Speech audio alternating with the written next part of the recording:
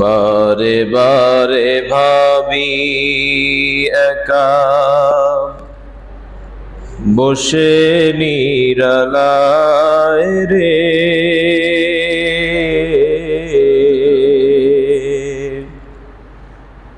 পাখি হলে উড়ে যেতাম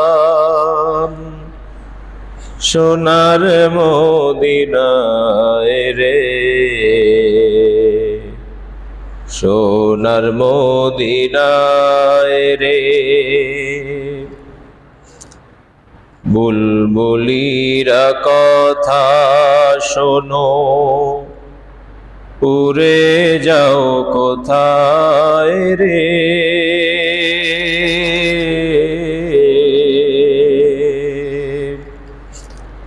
আমার সালাম পৌঁছে দিও নবীজি রওজায় রে,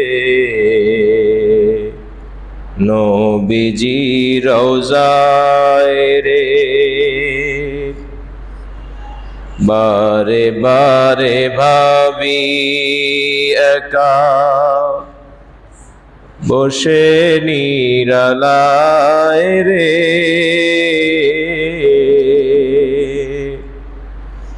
পাখি হলে উড়ে যেতাম সোনার মদিনায় রে, সোনার মদিনায় রে। বালাগাল উলা বিকামালিহি কাশাফাদ দুজা বিজামালিহি হাসুনাত জামিউ খিসালিহি সাল্লু আলাইহি ওয়া আলিহি। সম্মানিত মুসল্লিয়ান কিরাম, আল্লাহ সুবহানাহু ওয়া তাআলার দরবারে প্রাণ ভরে শুকর আদায় করছি, যিনি আমাদেরকে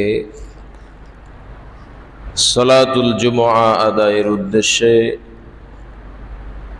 পবিত্র পরিচ্ছন্ন হয়ে সালাতুল জুমআ আদায়ের অনুষ্ঠানে সমবেত হয়ে কোরআন এবং হাদিস থেকে সংক্ষিপ্ত আকারে গুরুত্বপূর্ণ আলোচনা শোনার এবং আলোচনা করার মতন সুন্দর সুযোগ পরিবেশ তৈরি করে দিয়েছেন। আমরা সেই মহান মনিবের একচ্ছত্র কৃতজ্ঞতা পেশ করছি। আমরা সমস্বরে আবেগ উজাড় করে ভালোবাসা দিয়ে আমরা বলছি আলহামদুলিল্লাহ। আমরা গত জুমায় যে বিষয়টি নিয়ে আলোচনা শুরু করেছিলাম, সে আলোচনা হচ্ছে তওবা কেন্দ্রিক আলোচনা। আল্লাহ সুবহানাহু ওয়া তাআলা তিনি যে ক্ষমাশীল, দয়ালু, তিনি যে সব রকম অপরাধকে মার্জনা করে দিতে পারেন, সে বিষয়টি আয়াতের মধ্যে আল্লাহ তাআলা তুলে ধরেছেন। সে আয়াতটি হচ্ছে কোরআনুল কারীমের ৩৯ নম্বর সূরা, সূরা আজ-জুমার এর ৫৩ নম্বর আয়াত। মনে আছে আপনাদের? যে আয়াতের মধ্যে আল্লাহ সুবহানাহু ওয়া তাআলা বিশ্ব নবীকে আদেশ দিয়েছেন, নির্দেশনা প্রদান করেছেন, নবীজি আপনি বলেন যে সমস্ত বান্দারা নিজেদের প্রতি জুলুম করেছে, অবিচার করেছে, সীমা লঙ্ঘন করেছে, অপরাধ করতে করতে জীবনকে কালো বানিয়ে দিয়েছে, জীবনকে ধ্বংস করে ফেলেছে, তাদের এই ঘৃণ্য অপরাধগুলো ক্ষমার ব্যাপারে তারা যেন হতাশ না হয়। আল্লাহ তাআলা বলছেন, নবীজি আপনি বলেন তোমরা আল্লাহর রহমত থেকে নিরাশ হবে না। তোমার অপরাধ যত বড়, আল্লাহর রহমত তার থেকে অনেক অনেক বড়। তোমার অপরাধ যদি হয় সমুদ্র, মহাসমুদ্রের ফেনা পরিমাণ, আল্লাহ সুবহানাহু ওয়া তাআলার রহমত, অনুগ্রহ, ক্ষমা তার থেকে অনেক অনেক গুণ বেশি। জোরে বলেন সুবহানাল্লাহ। এই বার্তাটা আল্লাহ তাআলা দিয়েছেন। আমরা ওই আয়াত থেকে আলোচনা করতে গিয়ে আয়াতের শানে নুজুল, কোন কারণে আয়াতটা নাজিল হলো, কোন প্রেক্ষাপটে আয়াতটা নাজিল হলো, সে বিষয়ে আমরা দুইটি শানে নুজুল জেনেছিলাম। প্রথমটি, মক্কার যে সমস্ত মুশরিক, সেই মুশরিকদের একটা অংশ বিশ্বনবীর দরবারে হাজির হয়ে তারা বলছে যে নবীজি, আমরা এত এত হত্যা করেছি, আমরা এত এত ব্যভিচার করেছি, এত এত জেনা করেছি, এত এত ধর্ষণ করেছি, আমাদের অপরাধগুলো কি মাফ হবে? রাসূলের কাছে এই জিজ্ঞাসার প্রেক্ষিতে আল্লাহ সুবহানাহু ওয়া তাআলা এই আয়াতটি নাজিল করে দেন।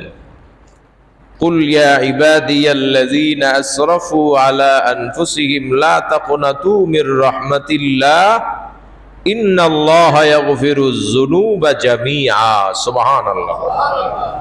বলেছিলাম যে কোরআনে কারীমের মধ্যে যত আশাব্যঞ্জক আয়াত রয়েছে তার মধ্যে শ্রেষ্ঠ একটি আয়াত হচ্ছে এই আয়াত, যেখানে অপরাধীর হতাশা দূর হয়ে যায়, অপরাধীর ভীতিকর অবস্থা দূর হয়ে যায়। যে আমি যত অপরাধ করি না কেন, আমি যদি আল্লাহর দিকে তওবার নিয়তে ফিরে আসতে পারি, তাহলে আল্লাহ তাআলা আমার সব অপরাধগুলোকে ক্ষমা করে দেবেন। তো মুশরিকদের বক্তব্যের পরিপ্রেক্ষিতে আল্লাহ তাআলা এই আয়াতটি নাজিল করেন। দ্বিতীয়ত, হযরতে ওয়াহাশী রাদিয়াল্লাহু তাআলা আনহু, যিনি তখনও ইসলাম গ্রহণ করেন নাই, মক্কা বিজয়ের পরে বিশ্বনবী সাল্লাল্লাহু আলাইহি ওয়াসাল্লাম তার কাছে সাহাবায়ে কেরামদেরকে পাঠিয়ে দ্বীনের দাওয়াত পেশ করলেন। তিনি দ্বীনের দাওয়াত পাওয়ার পরে তিনি বললেন যে আমি যে অপরাধ করেছি, আর নবীজি তো বলেছেনই হত্যাকারী, জেনাকার, মুশরিক তাদেরকে কিয়ামতে দ্বিগুণ শাস্তি দেওয়া হবে, তো আমি কিভাবে ইসলাম গ্রহণ করতে পারি? আল্লাহ তাআলা একটি আয়াত নাজিল করলেন। সে বলল যে না, এতেও আমার সন্দেহ কাটতেছে না। দ্বিতীয় আরো একটা আয়াত নাজিল করলেন, তাতেও তার সন্দেহ কাটে নাই।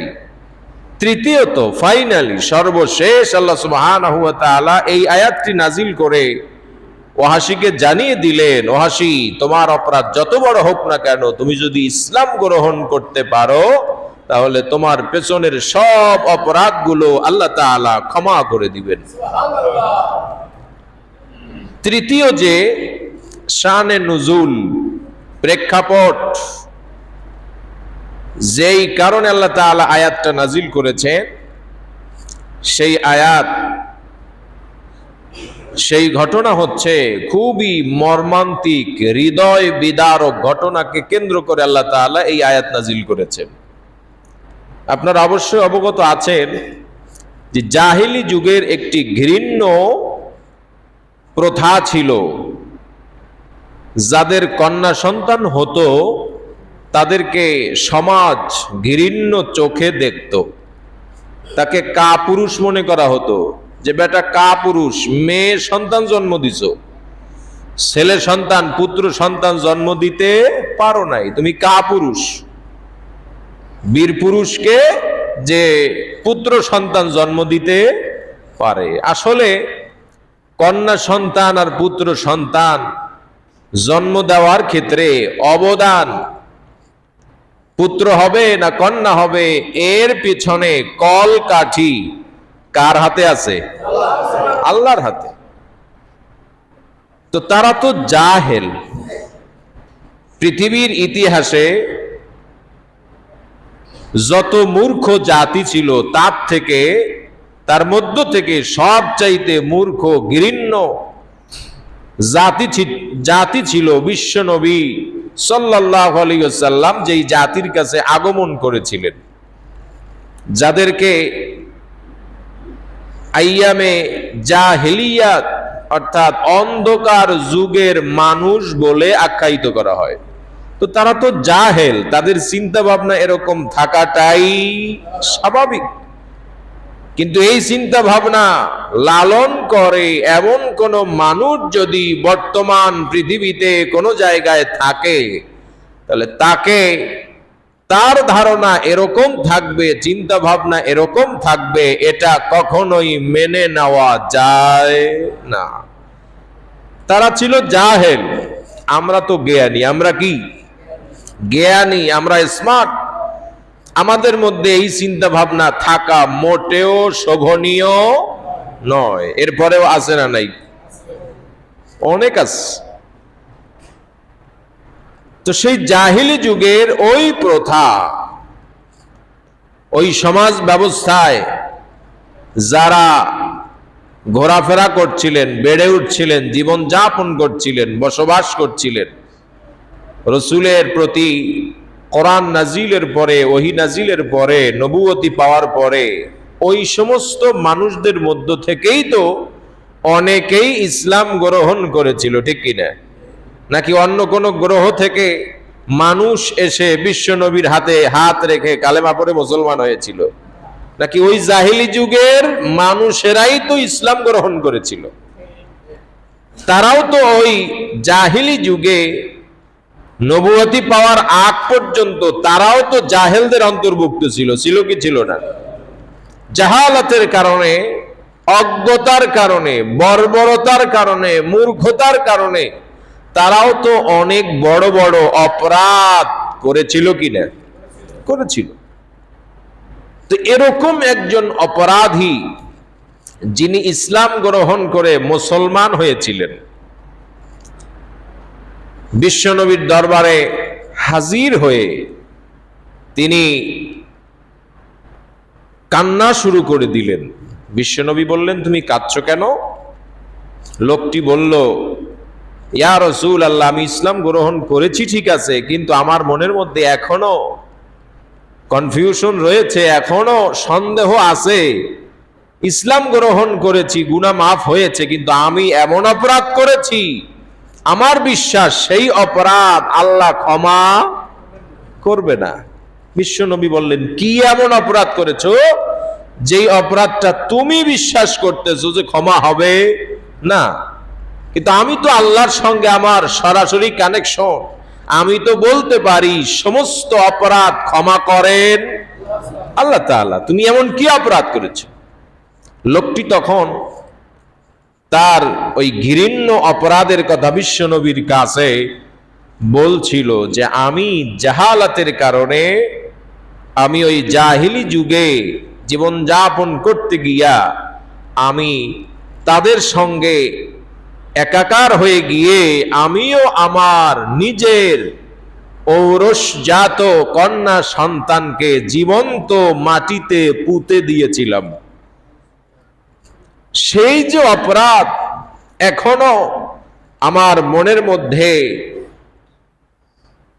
কনফিউশন সৃষ্টি করতেছে, সন্দেহ সৃষ্টি করতেছে যে না, তুমি যতই ইসলাম গ্রহণ করো না কেন, তোমার ওই অপরাধ মাফ হবে না।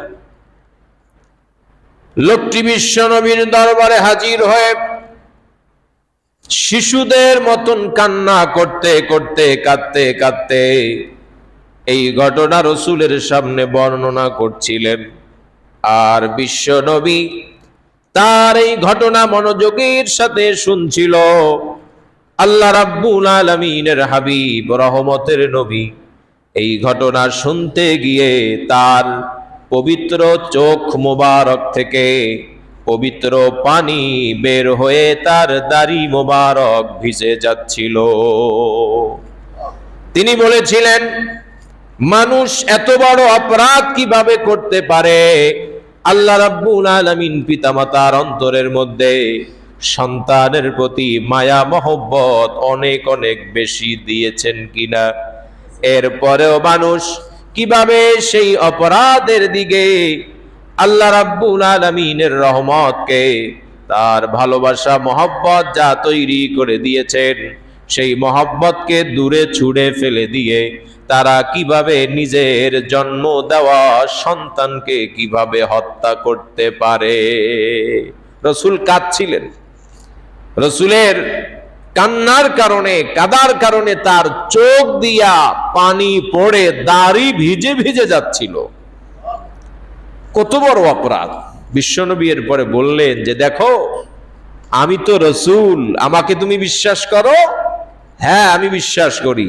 তাহলে তুমি নিশ্চিন্তে থাকতে পারো যে আল্লাহ তাআলা তোমার ইসলামের পাওয়ারের কারণে তুমি যদি সত্যই ইসলাম গ্রহণ করতে পারো, তাহলে পেছনের সব অপরাধ ক্ষমা করে দিয়েছেন কে? কারণ বিশ্বনবী বলেছেন, বিশ্বনবী যে কথাই বলেন তিনি তো নিজের পক্ষ থেকে কোনো কথাই বলেন না, নিজের পক্ষ থেকে কোনো সিদ্ধান্ত তিনি দেন না, দিতে পারেন না। কারণ আল্লাহ রাব্বুল আলামিন নবীজিকে যা বলার জন্য ওহী করেন, আল্লাহর হাবিব কেবল সেটাই মানুষদেরকে বলতে পারেন, ঠিক কিনা?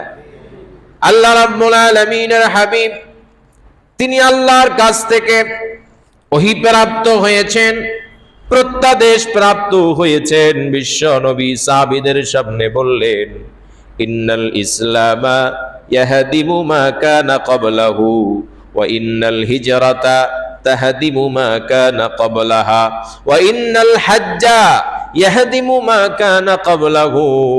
আল্লাহর হাবিব তিনটা বিষয় তুলে ধরলেন, আর প্রত্যেকটা বিষয় পিছনের সব অপরাধকে মার্জনা করে দেন বলে তিনি ঘোষণা দিয়েছেন।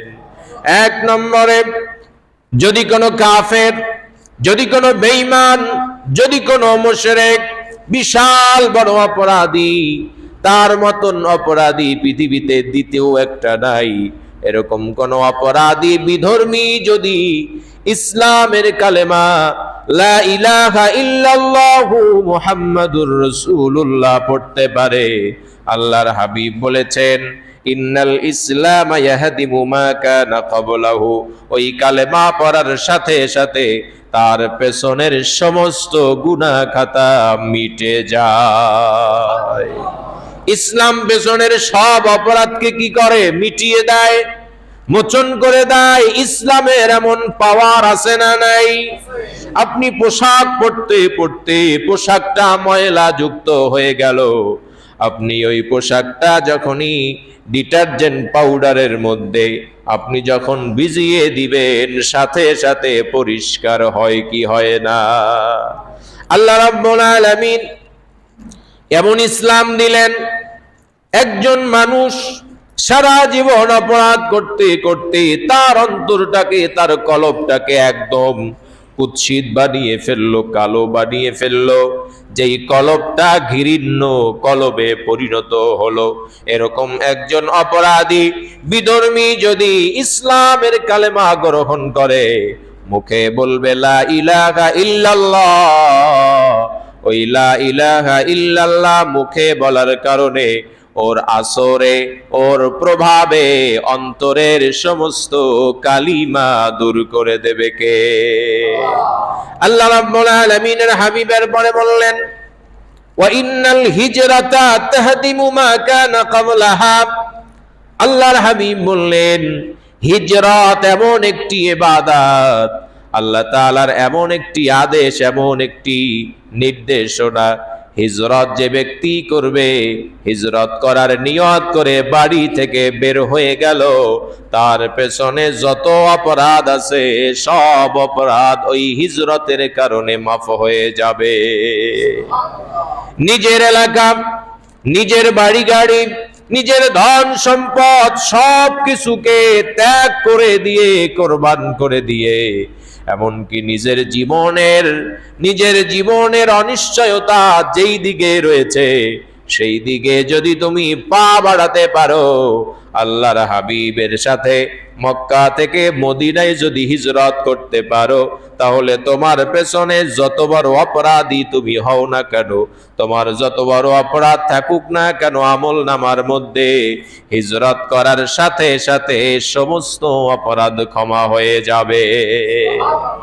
ওয়া ইন্নাল হাজ্জা ইয়াহদিমু মা কানা ক্বাবলাহু, যে ব্যক্তি হজ করবে হাজী হয়ে যাবে। আল্লাহ রাব্বুল আলামিনের জন্য হজ করবে। আল্লাহ রাব্বুল আলামিনের হাবিব বলে দিয়েছেন, হজ যদি কবুল হয়ে যায় তাহলে পেছনের সব গুনাহ খাতা ক্ষমা হবে কি হবে না? বর্তমানে যারা হজ করে, অধিকাংশ যারা হজ করে এরা আসলে গুনাহ মাফের জন্য হজ করে না। অধিকাংশ, কিছু কিছু তো আছে যে একদম আল্লাহর জন্যই হজ করে, এরকম আছে না নাই? আর অধিকাংশ কি, নাম কাওয়াস্তে, নাম কিনতে যায় হজ করার জন্য, ঠিক কি না? আমি বাড়িতে আসলে আমার একটা অন্যরকম একটা ভাব হবে, পজিশন তৈরি হবে, আমাকে লোকেরা হাজি বলবে, সালিশ বিচার সব জায়গায় বলবে। আচ্ছা, সালিশি করতেছো, এই আমাদের বাড়ির পাশেই তো একজন হাজি আছে, তারে নিয়ে বসাও, সালিশির মধ্যে বরকত হবে, এলাকায় দাওয়াত পাওয়া যাবে, মানুষ একটু অন্যভাবে দেখবে, একটা হাজি রুমাল মাথায়ও দিতে পারবো মাঝে মধ্যে। আছে না নাই? আল্লাহর হাবিব কি বলেছেন যে হজ আসলে যদি হজ হয় তাহলে গুনাহ খাতা কি হবে? মাফ হবে। কিন্তু আমাদের অবস্থা যা হয়েছে, আমাদের হজ আমরা যা করি, এতে গুনাহ তো মাফ হয় না, বরঞ্চ শিরকের গুনাহ হওয়ার আশঙ্কা আছে না নাই? কারণ ইবাদত করতে হবে কার জন্য? হজও একটা ইবাদত। এই ইবাদত যদি আপনি আল্লাহকে না দেখিয়ে মানুষকে দেখানোর জন্য হজ করেন, তাহলে এটা ইবাদত তো হবেই না, বরং শিরক হয়ে যাওয়ার সম্ভাবনা আছে। তো রাসূল বলেছেন, ইসলামও পেছনের গুনাহ খাতা ক্ষমা করে দেয়, হিজরতও পেছনের গুনাহ খাতা ক্ষমা করে দেয়, হজও পেছনের গুনাহ খাতা ক্ষমা করে দেয়। রাসূল বললেন, সাহাবী, তোমার চিন্তার কোনো কারণ নাই, তুমি যত বড় অপরাধী হও না কেন, তুমি আল্লাহর দিকে ফিরে এসেছো, ইসলাম গ্রহণ করে নিয়েছো, তুমি হিজরত করেছো, তুমি নিশ্চিন্ত থাকো, আমি সাক্ষ্য দিলাম, আমি বিশ্ব নবীর সাক্ষ্য তুমি গ্রহণ করো, তুমি বিশ্বাস করো, তোমার পেছনের সব গুনাহ খাতা ক্ষমা করে দিয়েছেন কে? একজন সাহাবী, যার পরিচয় আমরা সবাই জানি প্রায়, যেই সাহাবীর আকৃতি নিয়ে বেশ ধারণ করে হযরতে জিবরাইল আলাইহিস সালাতু ওয়াস সালাম বিশ্ব নবীর কাছে ওহী নিয়ে আসতেন, এমন একজন সাহাবী। সেই সাহাবীর নাম কি আপনারা বলতে পারবেন? সবাই বলেন। দাহিয়াতুল কলবি, দাহিয়াতুল কলবি। সেই সাহাবী, তিনিও জাহিলি যুগে ওই সমাজের প্রভাবের কারণে, মূর্খতার কারণে তিনিও এহেন অপরাধ করেছিলেন। একটা সন্তান নয়, দুইটা সন্তান নয়, তিনটা নয়, চারটা কন্যা সন্তানকে জীবন্ত কবর দিয়েছিল এই দাহিয়াতুল কলবি রাদিয়াল্লাহু তাআলা আনহু।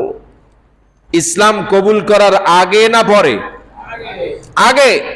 মূর্খতার কারণে, সমাজ ব্যবস্থার কারণে। সমাজ ব্যবস্থা মানুষকে শ্রেষ্ঠ করতে পারে, আবার নিকৃষ্ট বানাতে পারে। সমাজ ব্যবস্থা, সমাজের চোখে সামাজিক ব্যবস্থাপনার কারণে, প্রভাবে মানুষ ভালো হয়, আবার খারাপও হয়।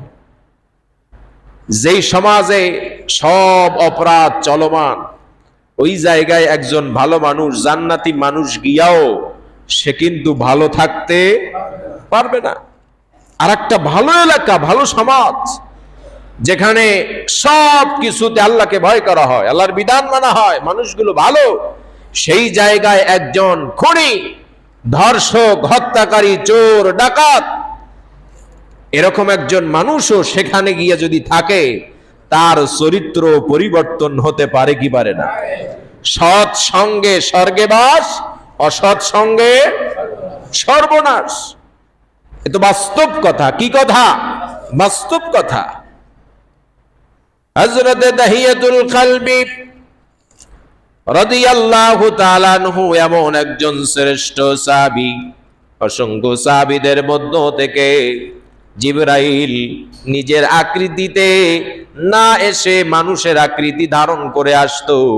সমস্ত সাহাবীদের মধ্য থেকে একজন সাহাবীর আকৃতিকে জিবরাইল আলাইহিস সালাতু ওয়াস সালাম পছন্দনীয় মনে করলেন। ওই সাহাবীর আকৃতি নিয়া বিশ্ব নবীর দরবারে ওহী নিয়ে আসতেন। তাহলে ওই সাহাবীর মর্যাদা কি কম না বেশি? জিবরাইল তার আকৃতি ধরতেন। সাহাবায়ে কেরাম বুঝতেন যে রাসূলের কাছে আছে কে? দাহিয়া কলবি। আসলে আছে কে? জিবরাইল। আসলে আছে জিবরাইল। আকৃতি নিয়ে আছে সাহাবী দাহিয়া কলবি। এই দাহিয়া কলবি কয়জন কন্যা সন্তানকে জীবন্ত কবর দিয়েছেন? 4 জন। বিশ্ব নবী যখন কালেমার দাওয়াত দিচ্ছেন, বিভিন্ন জায়গায় সমাবেশের ব্যবস্থা করে তিনি যখন কালেমার দাওয়াত দিচ্ছেন, অনেকে কালেমা গ্রহণ করতেছে, আবার অনেকে তাকে বিদ্রূপ করতেছে। এরকম পরিস্থিতিতে একটা সমাবেশে বিশ্ব নবী সাহাবীদেরকে নিয়ে আলোচনা করতেছেন, বিভিন্ন বক্তব্য পেশ করতেছেন। দাহিয়াতুল কলবি ওই সমাবেশের মধ্যে ছিল। তিনি পেছনে বসে বসে কাঁদতেছেন আর কাঁদতেছেন। দাহিয়া কলবি ইসলাম গ্রহণ করতে মন চায়, কিন্তু তিনি তার পেছনের এই জঘন্য অপরাধের কথা মনে করে তিনি ইসলাম গ্রহণের দিকে তিনি অগ্রসর হতে সাহস পাচ্ছেন না, ভয় পাচ্ছেন। বিশ্বনবী আওয়াজ শুনলেন, কে যেন পেছনে বসে কাঁদতেছে। সাহাবীদেরকে বললেন, ও সাহাবীরা, কে যেন কাঁদতেছে, কান্নার আওয়াজ আমার কানের মধ্যে আসতেছে। তা কে কাঁদতেছে তার পরিচয় আমাকে দাও, তাকে সামনে নিয়ে আসো। সাহাবীরা বললেন, ইয়া রাসূলুল্লাহি, দাহিয়া কলবি কাঁদতেছে। কি জন্য কাঁদতেছে তা আমরা বলতে পারবো না। রাসূলের সামনে আসলাম। রাসূল জিজ্ঞেস করলেন, দাহিয়া কলবি, কেন তুমি কাঁদতেছো? দাহিয়া কলবি বলেন, ইয়া রাসূলুল্লাহ, আপনার মুখের পবিত্র বাণী শুনে আমার মন ভিজে গিয়েছে, কলিজা প্রশান্ত হয়েছে। আমি ইসলাম গ্রহণ করতে চাই, কিন্তু আমি ইসলাম গ্রহণ করতে চাই ঠিক আছে, কিন্তু আমি পেছনে এত বড় বড় অপরাধ করেছি, যেই অপরাধ আমাকে ইসলাম গ্রহণের পথে বাধা দিচ্ছে। ইসলাম গ্রহণ করেও ওই অপরাধ আমার ক্ষমা হবে না। এত বড় জঘন্য অপরাধ। বিশ্বনবী বললেন, কি এমন অপরাধ করেছ?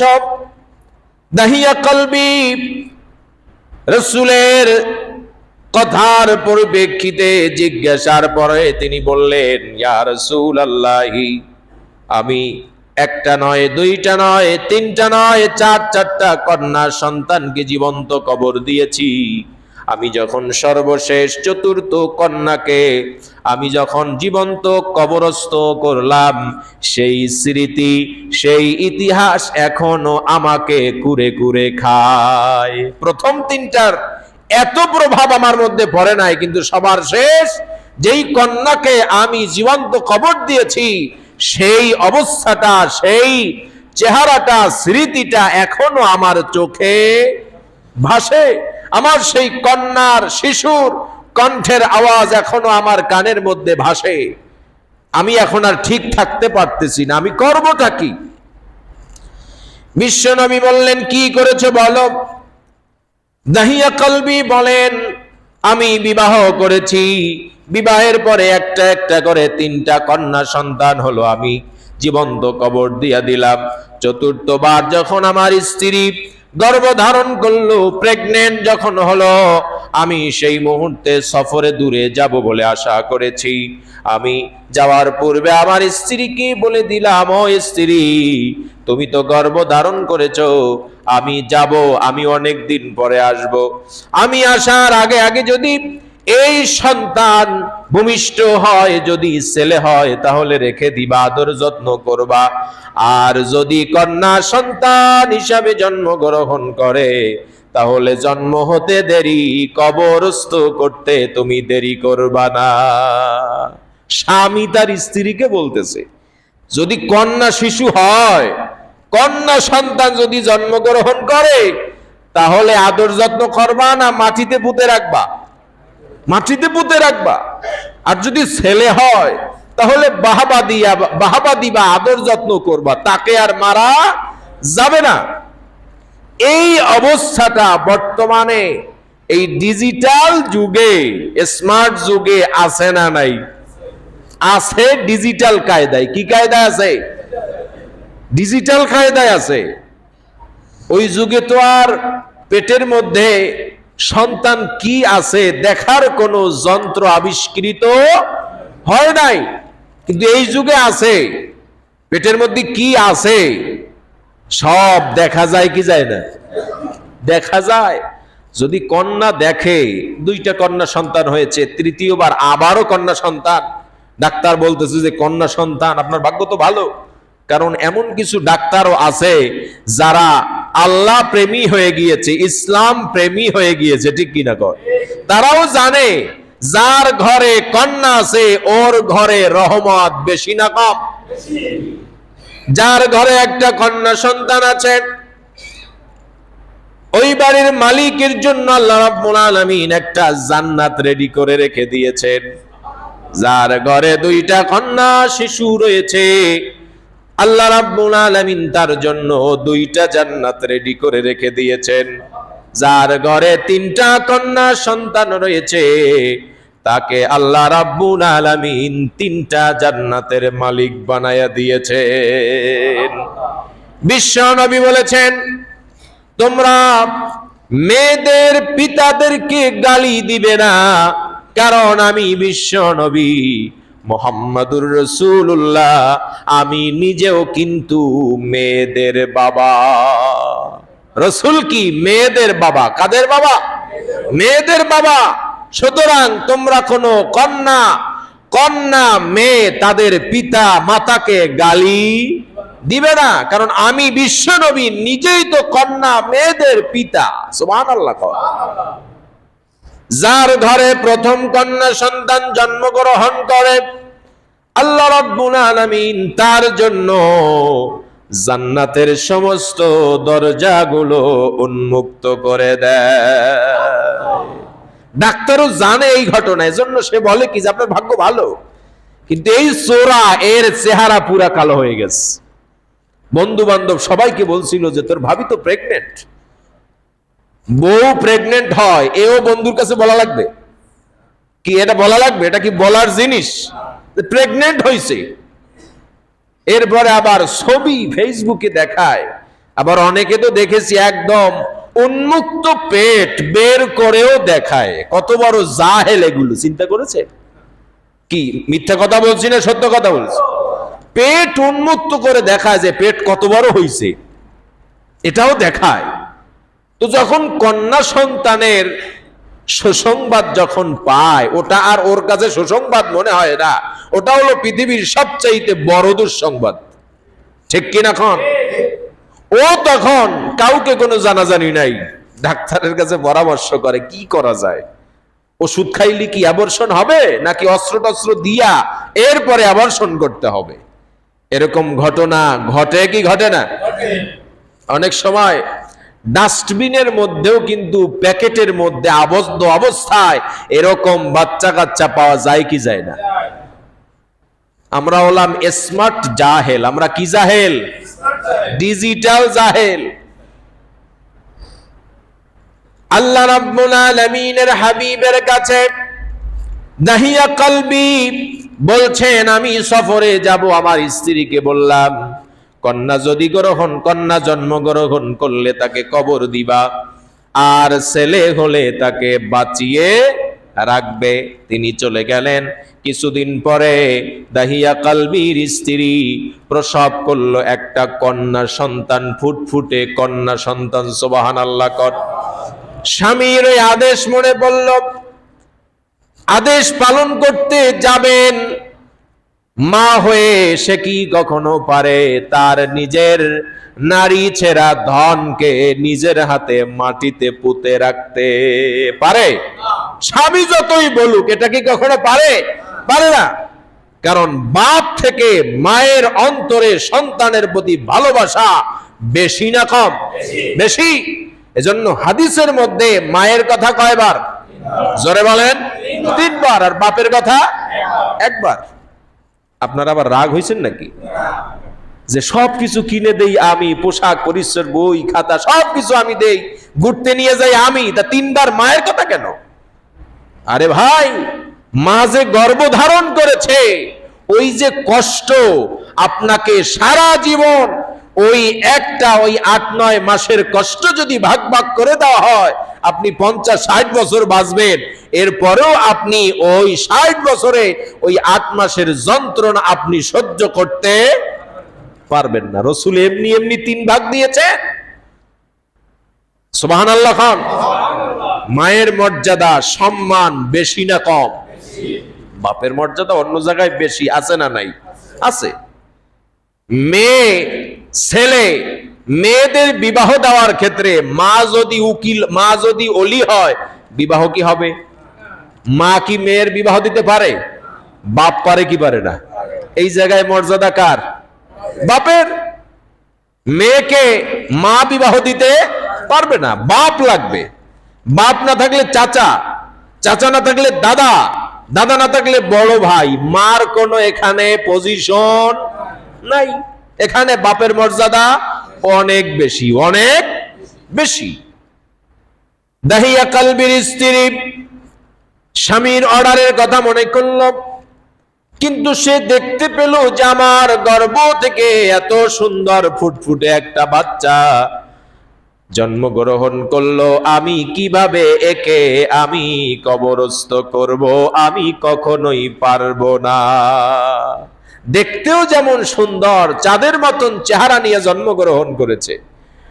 ওই মা নামটাও রেখেছে সুন্দরী। কি নাম রেখেছে? সুন্দরী। আরবিতে কি সুন্দরী হয়? আরবিতে হয় জামিলা। কি হয়?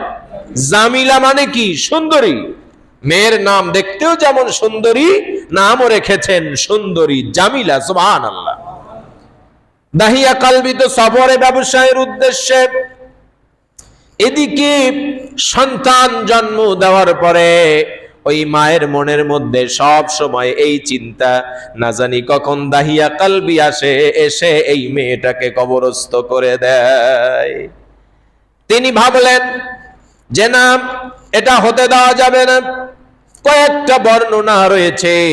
আল্লাহ রাব্বুল আলামিনের হাবিবের কাছে দাহিয়া কালবির দেওয়া জবানবন্দিতে কয়েকটা ঘটনা উল্লেখিত হয়েছে। ওই মা তার মেয়েকে নিয়ে নিজের মায়ের বাড়িতে, বাবার বাড়িতে অর্থাৎ মেয়ের নানা বাড়িতে গিয়া লালন পালন করেছে, অথবা নিজের স্বামীর বাড়িতেই থেকেছে, কিন্তু ওই মেয়েটাকে এমন ভাবে ট্রেনিং দিয়েছে, যেদিন তোমার বাবা আসবে, বাবার সঙ্গে এমন আলাপ আলোচনা করবে, এমন ব্যবহার করবে, যাতে করে বাবা তোমার প্রতি মুগ্ধ হয়ে যায়, সে যেন তোমাকে আর মাটি চাপা না দেয়। মেয়েরা কিন্তু বাবার সঙ্গে একটু আহ্লাদিপনা একটু বেশি করে, ঠিক কিনা? গলা জড়িয়ে ধরে, চুমা দেয়, এরপরে কোলে এসে বসে। আমি আমার নিজের কথা বলি, আমার বাচ্চা 2 বছর হয় নাই, 19 মাস চলে। আমি এখন যদি বাসায় যাই, ওরে বাবা, দরজায় নক করার আগেও টের পায়, দৌড় দিয়ে আসে যে আব্বা। এরপর আমি যখন বাসা থেকে আসবো, ও আমাকে আসতে দেয় না, ওর মাকে ছেড়ে আমার কোলে চলে আসে। এই যে মহব্বত, ভালোবাসা, আহ্লাদি পনা, এটা কে সৃষ্টি করেছেন? আল্লাহ তাআলা। এটা স্বাভাবিক, কিন্তু এর উপরেও এক্সট্রা ট্রেনিং, বাড়তি প্রশিক্ষণ ওই মা ওই মেয়েকে দিয়েছে। যাতে করে বাবা তার অন্তরের ওই কুৎসিত ঘৃণ্য চিন্তাকে ভুলে যায়। 4 বছর পরে এসেছে দাহিয়াতুল কলবি, এসেই দেখতেছে যে আমার স্ত্রীর সাথে একটা কন্যা সন্তান আছে, ফুটফুটে চাঁদের মতন চেহারা, নামও রাখা হয়েছে সুন্দরী জামিলা। যখনই বাসায় এসেছে মা বলে দিয়েছে, ওই যে তোমার বাবা, যাও ট্রেনিং যেভাবে দিয়েছি ট্রেনিং অ্যাপ্লাই করো। সুবহানাল্লাহ। গিয়াই এমনি গলা জড়িয়ে ধরেছে, আব্বু এভাবে সুন্দর ব্যবহার যেভাবে ট্রেনিং দেওয়া হয়েছে, দাহিয়াতুল কলবির মন গলে গিয়েছে। কিন্তু রাত্রিবেলায় যখন সে বালিশের উপরে মাথাটা রেখেছে, তখন তার শয়তান ওয়াসওয়াসা দেওয়া শুরু করে দিয়েছে, আরে দাহিয়াতুল কলবি, 3টা হত্যা করেছো, কিছুই হয় নাই, এটাও হত্যা করে দে, কিছুই হবে না।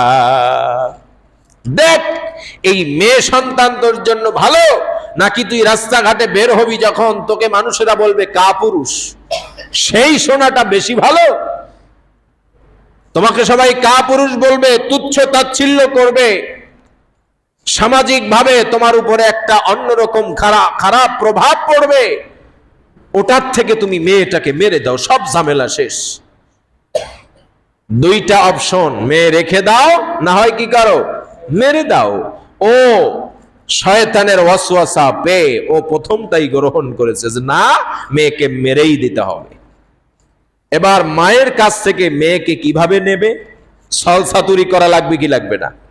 মা বুঝেছে এদিকে যে না, দাহিয়া কলবি তার অন্তরের যে পাশবিকতা সেটা সে ভুলে গিয়েছে, মেয়ের প্রতি সে মায়া মহব্বত বাড়িয়ে দিয়েছে, এই মেয়েকে আর সে কবরস্থ করবে না।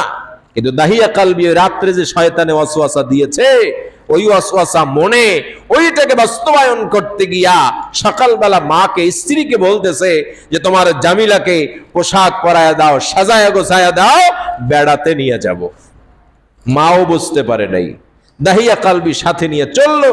চলতে চলতে মরুভূমির একদম গভীর মরুভূমিতে চলে গেল, যে এরপরে সেখানে গর্ত করা শুরু করলো। মেয়েটা পাশে দাঁড়িয়ে আছে সাজানো গোছানো অবস্থা, যে বাবা বেড়াতে যাবা, কোথায় যাবা, চলো তাড়াতাড়ি। দাহিয়া কলবি বলে একটু দাঁড়াও, গর্তটা করে নেই, এরপরেই বেড়াতে যাব। আসলে গর্ত করার পরে বেড়াতে যাবে নাকি ওরে ওইখানে দাফন করা হবে? মেয়ে কি বুঝতেছে? 4 বছরের মেয়ে কি বুঝবে? ও বাবা দাহিয়া কলবি সে কবর খুঁড়তেছে, মাটি খুঁড়তেছে, খুঁড়তে খুঁড়তে ওই মাটির কিছু অংশ ধুলা এসে চেহারায় লাগতেছে, দাড়িতে লাগতেছে, কপালে লাগতেছে। মেয়েটা এসে বলে, আব্বু তুমি এত কষ্ট এখানে করতেছো কেন? তোমার দাড়িতে ধুলা লাগতেছে, তোমার চেহারায় ধুলা লাগতেছে। এইটা বলে মেয়ে তার ধুলা সরায়া দিচ্ছে। সুবহানাল্লাহ। এরপরেও মন গলে নাই। দেখুন অজ্ঞতা, মূর্খতা, জাহালাত কতটা ওই যুগের মানুষের অন্তরের মধ্যে জায়গা করে নিয়েছিল। একজন মানুষ ধ্বংসের জন্য মূর্খতা, বর্বরতা, অসভ্যতা, জাহালাতপূর্ণ অবস্থা, এটা কিন্তু অনেকাংশে দায়ী। জোরে বলেন ঠিক কিনা? মেয়েটা তার দাড়ি থেকে ধুলা সরাইয়া দিচ্ছে, এরপরেও মন গলে নাই। যখন গর্তটা পূর্ণ খনন করা হয়ে গেল, মেয়েটাকে বলল, ও আম্মু তুমি এদিকে আসো, দেখো গর্তের মধ্যে যেন কি দেখা যায়। আসলে কি কিছু দেখা যায় না মিথ্যা কথা? মেয়েকে বলছে, দেখো গর্তের মধ্যে কি যেন দেখা যায়। গভীর গর্ত খনন করেছে। মেয়ে বলে, আব্বু কিছুই তো দেখি না। এবার দাহিয়া কলবি বলছে, আর একটু সামনে যাও, পাশে গিয়া ভালো করে নজর করে দেখো ওর মধ্যে কি যেন আছে। মেয়ে যখন একদম কিনারায় চলে গেল, পেছন দিক দিয়া আস্তে করে ধাক্কা মেরে মেয়েকে গর্তের মধ্যে ফেলে দিল। কি বাবা চিন্তা করেছেন? কত বড় জাহালাত, কত বড় মূর্খ ছিল, বর্বর ছিল, অসভ্য ছিল সেই যুগের মানুষদের আচরণ। যখন মেয়েকে ফেলে দিল, এবার মেয়ে বুঝতে পেরেছে যে গর্ত কি জন্য খনন করা হলো। মেয়ে বলছে, বাবা তুমি আমাকে মেরো না, আমি এবার বুঝতে পেরেছি যে তুমি গর্তটা কেন খনন করেছো। তুমি আমাকে মেরো না, তুমি তো আমার জন্য মানুষের সামনে যেতে পারছো না যে আমি তোমার মেয়ে বলে পরিচয় দেওয়ার কারণে, তুমি আমাকে বাঁচায়া দাও। জীবনেও আমি তোমাকে পরিচয় দেব না যে উনি আমার বাবা, আমি বিনা পরিচয় বেঁচে থাকতে চাই, তুমি আমাকে তারপরেও মেরো। দাহিয়া কালবি শোনে না, মাটি দিচ্ছে, দিতে দিতে গলা পর্যন্ত মাটি যখন এসেছে, বাচ্চা মানুষ ও তো আর ওখান থেকে লাফ দিয়ে ওঠার মতন সুযোগ নাই। মাটি দিতে দিতে এই পর্যন্ত যখন আসছে, তখন এবার মা মেয়ে সর্বশেষ আবেদন তার কাছে করছে যে বাবা তুমি আমাকে ছেড়ে দাও, আমি পালিয়ে অন্য জায়গায় গিয়া বাঁচবো। এরপরেও দাহিয়া কালবি শোনে না। দাহিয়া কালবি মাটি দিতেছে তো দিতেছেই, সর্বশেষ শুধুমাত্র একটু বাকি আছে, জীবনটা যেতে বাকি। সে অবস্থায় মেয়ে বলতেছে বাবা সর্বশেষ কথা তোমাকে বলি যে তুমি আমাকে যে মাটিতে এভাবে জীবন্ত অবস্থায় দাফন করে দিচ্ছ, আমার অপরাধটা কি আমাকে একটু বলতে পারো? তুমি আমার অপরাধটা বলো, এরপরে তুমি দাফন দাও, আমার কিছুই করার নাই। অপরাধ কি আছে আসলে? জোরে বলেন, আসলে কি অপরাধ আছে? কিয়ামতের ময়দানে যাদেরকে এইভাবে দাফন করা হয়েছে নির্বিচারে, নিরপরাধে, আল্লাহ সুবহানাহু ওয়া তাআলা এদেরকে জিজ্ঞেস করবেন, ওহে বাচ্চারা এদিকে আসো। ওয়া ইযাল মাউউদাতু সুইলাত বিআইয়ি যামবিন কুতিলাত, তাদেরকে জিজ্ঞেস করা হবে কোন অপরাধে তাদেরকে এইভাবে হত্যা করা হয়েছিল। কোন অপরাধ নাই। অপরাধ হচ্ছে জাহালাত, অপরাধ হচ্ছে মূর্খতা, অপরাধ হচ্ছে অসভ্যতা, অপরাধ হচ্ছে বর্বরতা। জোরে বলেন ঠিক কিনা? সর্বশেষে বড় একটা পাথর উঠিয়ে এবার ওই সুন্দরী জামিলার মাথার উপরে এমন জোরে নিক্ষেপ করলো, মাথাটা আঘাত হওয়ার কারণে সেই জামিলা সুন্দরী ওই জায়গায় চিরদিনের জন্য বাবা বাবা বলা থেকে সে ভুলে গেল। এই দাহিয়া কালবি সে রাসূলের সামনে এইভাবে বর্ণনা দিচ্ছিলেন, আর বিশ্ব নবী অজরে কাঁদছিলেন। সাহাবায়ে কেরাম কান্না শুরু করে দিলেন, কান্নার রোল পড়ে গেল। দাহিয়া কালবি বলেন, ইয়া রাসূলুল্লাহি, ওই যে আমার ওই সুন্দরী জামিলা মেয়েটা আমাকে যে বাবা বলে ডাক দিয়েছিল, আমাকে আর মেরো না, সেই মেয়ের কণ্ঠের আওয়াজটা এখনো আমার এই কানের মধ্যে বাজে। আমি ইসলাম গ্রহণ করলে আমার এই অপরাধ কি রাসূল মাফ হবে? বিশ্বনবী বললেন, হ্যাঁ মাফ হবে, অবশ্যই মাফ হবে। মাফ আছে না নাই? নিরাশ হওয়া যাবে? কুল ইয়া ইবাদিয়াল্লাযীনা আসরাফু আলা আনফুসিহিম লা তাকনাতু মির রাহমাতিল্লাহ ইন্নাল্লাহা ইয়াগফিরুয যুনুবা জামিআ ইন্নাহু হুয়াল গফুরুর রহিম। আল্লাহ তাআলার দয়া তার গজব থেকে অনেক অনেক বেশি। ঠিক কি না কোন? এজন্য আমরা যারা অপরাধ করতে করতে